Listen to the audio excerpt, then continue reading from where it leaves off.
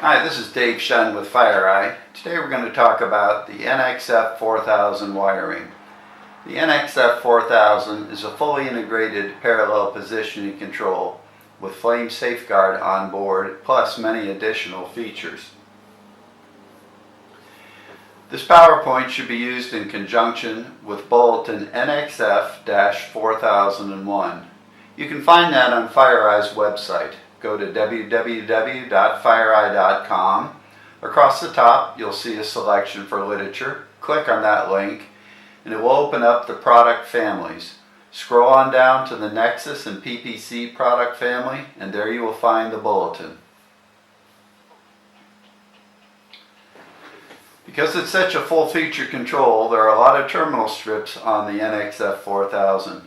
Let's just start at the top left corner, and we'll go counterclockwise and review the terminal strips. Starting in that top left corner, terminal strip P2 provides 24-volt power to the servos, display, and the O2 probe. Terminals 1, 2, and 3 are positive, 4, 5, and 6 are negative.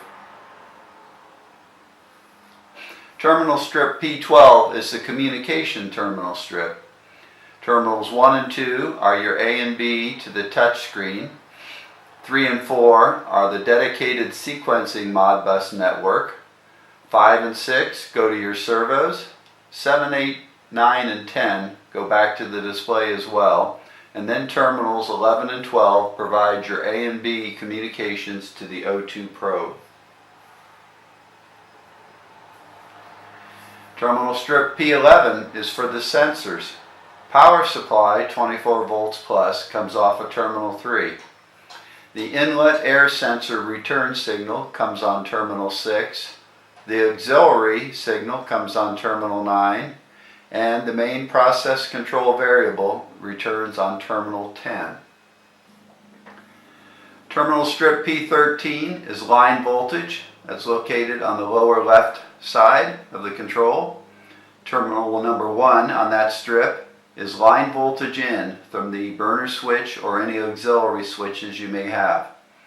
Terminals 7 and 8 are for the gas pressure switch, normally closed, normally open. Terminal strip P3 is also line voltage. That is your L1 and L2 on terminals 1 and 2.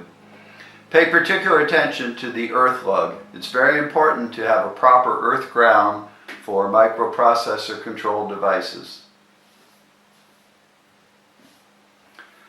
Terminal strip P15 on the bottom right hand side has the optional airflow switch, which is fed from terminal L1. You have a normally open, normally closed sides, terminals 1 and 2.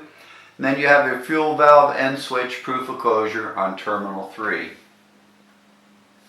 If we go ahead and look at that L1 feed, you can see that it also is your profile select 5, 6, 7, and 8 for profiles 1, 2, 3, and 4 on terminal strip P15.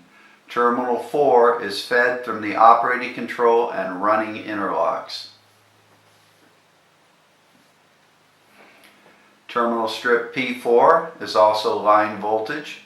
L1, your alarm, another L1 on terminal 3, and your blower motor on terminal 4.